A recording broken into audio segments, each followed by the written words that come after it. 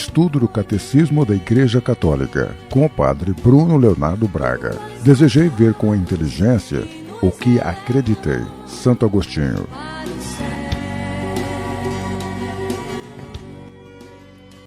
Nós estamos estudando a primeira parte do Catecismo da Igreja Católica, que trata da profissão de fé, e nós começamos na última semana a estudar a primeira sessão dessa primeira parte, que fala para nós sobre a busca do ser humano por Deus, a revelação de Deus e a resposta do ser humano à revelação, que é a fé.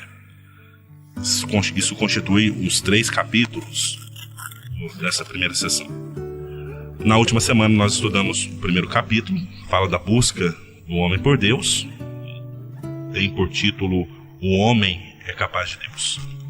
E hoje nós vamos estudar o segundo capítulo, que fala sobre a revelação de Deus, ou vamos começar o estudo do segundo capítulo, e ele tem por título Deus vem ao encontro do homem. Nós meditávamos na última semana que, mediante a luz natural da razão, o homem pode conhecer a Deus com certeza a partir das suas obras. Mas existe uma outra ordem de conhecimento que o homem não pode atingir pelas suas próprias forças, e essa ordem de conhecimento é o da revelação divina.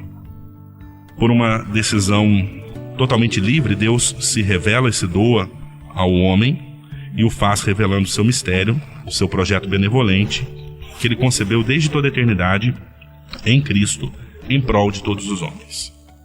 Deus revela plenamente o seu projeto, enviando o seu Filho bem-amado, nosso Senhor Jesus Cristo, e o Espírito Santo.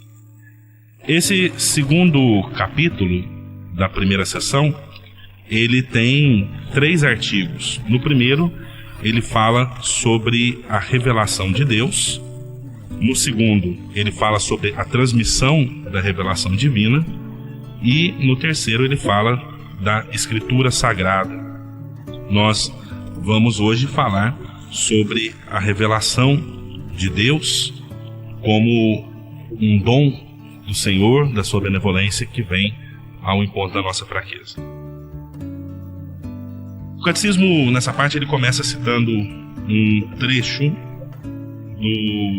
da Dei Verbum, um documento do Concílio Vaticano II sobre a revelação, e diz assim: aprove a Deus, em sua bondade e sabedoria, revelar-se a si mesmo e tornar conhecido o mistério de sua vontade, pelo qual os homens, por intermédio de Cristo, Verbo feito carne, no Espírito Santo, têm acesso ao Pai e se tornam participantes da natureza divina.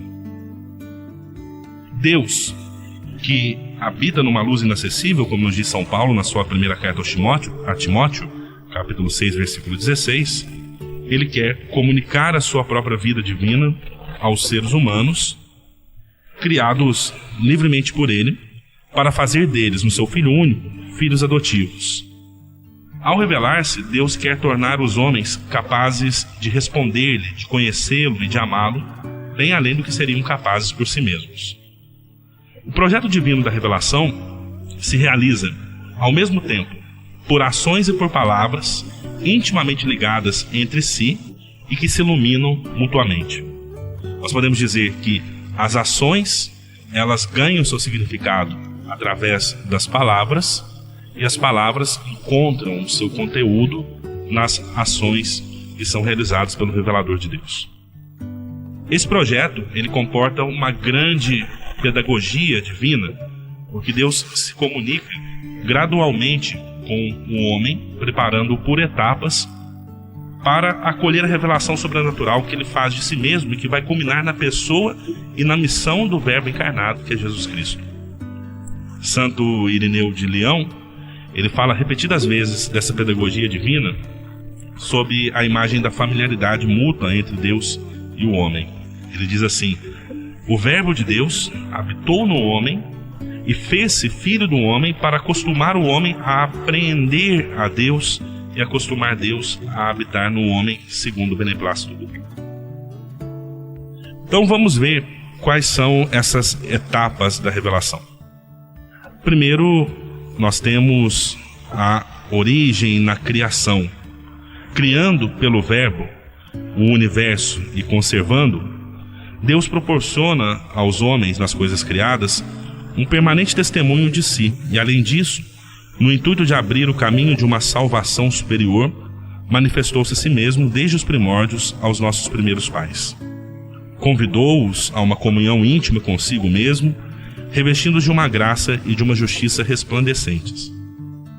Essa revelação, ela não foi interrompida pelo pecado dos nossos primeiros pais, porque Deus, com efeito, após a queda destes, com a prometida redenção, os alentou a esperar uma salvação e velou permanentemente pelo gênero humano para dar vida eterna a todos aqueles que, pela perseverança na prática do bem, procuram a salvação. Uma segunda etapa vem na aliança com Noé. Desfeita a unidade do gênero humano pelo pecado, Deus procura, antes de tudo, salvar a humanidade passando por cada uma de suas partes. A aliança com Noé, depois do dilúvio, exprime o princípio da economia divina para com as nações. É que nós devemos entender a palavra economia no sentido da ação de Deus. Essa ordem, ao mesmo tempo cósmica, social e religiosa, da pluralidade das nações, se destina a limitar o orgulho de uma humanidade decaída que, unânime na sua perversidade, gostaria de construir por si mesma sua unidade à maneira de Babel. Mas devido ao pecado, o politeísmo, assim como a idolatria da nação, a idolatria do seu chefe, isso tudo constitui uma contínua ameaça de perversão pagã para essa economia provisória. A aliança com Noé, ela nunca foi desfeita. Ela permanece em vigor durante todo o tempo das nações, até a proclamação universal do Evangelho.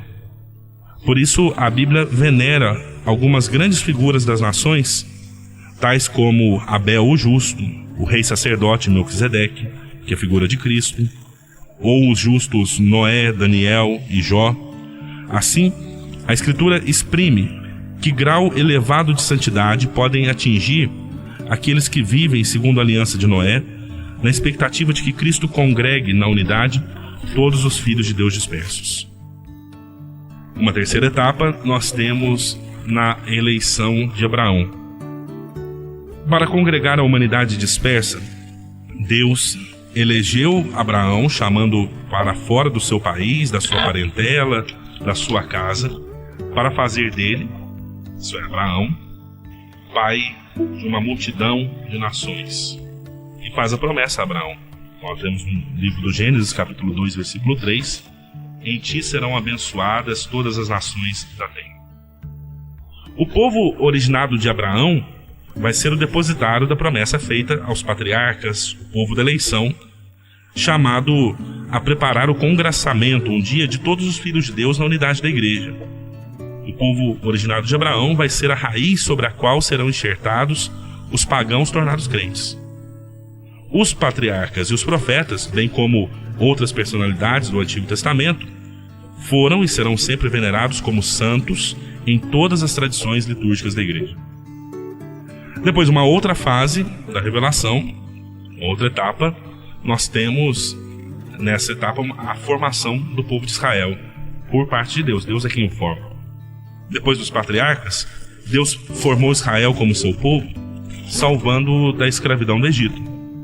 Fez com esse povo uma aliança no Sinai e deu a ele, por intermédio de Moisés, a sua lei, para que o reconhecesse e o servisse como o único Deus vivo e verdadeiro, como um pai providente, como um juiz justo, e para também que esperasse o Salvador prometido.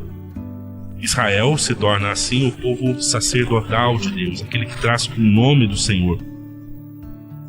É aquele povo de quem ou a quem Deus falou em primeiro lugar, o povo dos irmãos mais velhos da fé de Abraão. Por meio dos profetas, Deus formou o seu povo na esperança da salvação, na expectativa de uma aliança nova e eterna destinada a todos os homens, que vai ser impressa nos corações. Os profetas anunciaram uma redenção radical do povo de Deus, a purificação de todas as suas infidelidades, uma salvação que vai incluir todas as nações. mas serão, sobretudo, os pobres e os humildes do Senhor aqueles que vão portar essa esperança. E as mulheres santas, como Sara, Rebeca, Raquel, Miriam, Débora, Ana, Judite e Esther, mantiveram viva a esperança da salvação de Israel, mas dessas mulheres santas a figura mais pura é a figura de Maria. Essas etapas todas são cumpridas na Antiga Aliança, nós temos no Antigo Testamento da nossa Bíblia.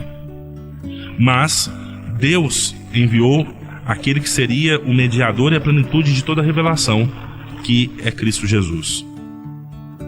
A carta aos Hebreus, no capítulo 1, versículo 1 a 2, logo no seu início, ela diz: muitas vezes, e de modos diversos, Deus falou outrora aos pais pelos profetas.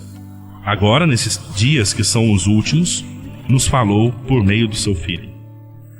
O Cristo, que é o Filho de Deus feito homem, é a palavra única, perfeita e insuperável do Pai. Nele o Pai disse tudo, e não vai haver outra palavra senão esta. São João da Cruz, depois de tantos outros, ele exprime isso de maneira luminosa, comentando esse trecho da carta aos Hebreus.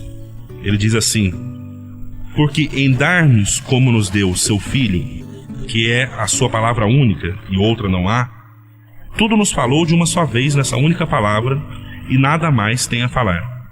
Pois o que antes falava por partes aos profetas, agora nos revelou inteiramente, dando-nos o tudo que é seu Filho. Se atualmente, portanto, alguém quisesse interrogar a Deus, pedindo-lhe alguma visão ou revelação, não só cairia numa insensatez, mas ofenderia muito a Deus por não dirigir os olhares unicamente para Cristo, sem querer outra coisa ou novidade alguma. Então não haverá outra revelação. A economia cristã, portanto, como aliança nova e definitiva, jamais passará. E já não há que esperar nenhuma outra nova revelação pública antes da gloriosa manifestação de nosso Senhor Jesus Cristo. Mas, embora a revelação ela esteja terminada, ela não está explicitada por completo. Cabe à fé cristã captar gradualmente todo o seu alcance ao longo dos séculos. No decurso dos séculos, houve revelações que nós chamamos privadas, e algumas delas têm sido reconhecidas pela autoridade da Igreja. Quando nós falamos dessas revelações privadas, nós temos essas manifestações particulares a determinadas pessoas, como a aparição de Maria às crianças em Fátima, ou a Bernadette Soubirous em Lourdes, e por aí vai. Essas revelações privadas não pertencem ao depósito da fé. A função delas não é melhorar ou completar a revelação definitiva de Cristo, mas ajudar a viver dela com mais plenitude em determinada época da história. Guiado pelo magistério da Igreja, o senso dos fiéis sabe discernir e acolher o que existe nessas revelações como um apelo autêntico de Cristo ou dos seus santos à Igreja. A fé cristã, ela não pode aceitar revelações que pretendam ultrapassar ou corrigir a revelação da qual Cristo é a perfeição. Esse é o caso de certas religiões não cristãs e também de certas seitas recentes que se fundamentam em tais revelações. Então aqui nós temos um critério para nós distinguirmos também aquilo que provém de Deus ou não. Vamos não querer ultrapassar ou corrigir aquilo que foi revelado por Cristo.